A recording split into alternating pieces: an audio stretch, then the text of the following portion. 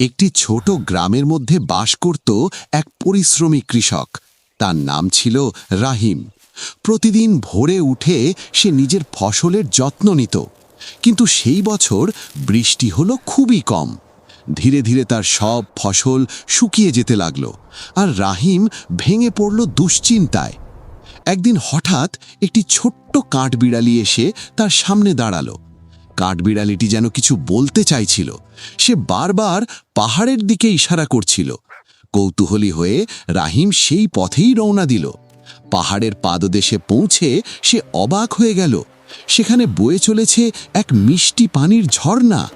সেই পানি দিয়ে রাহিম তার শুকিয়ে যাওয়া ফসল আবার জীবিত করে তুলল।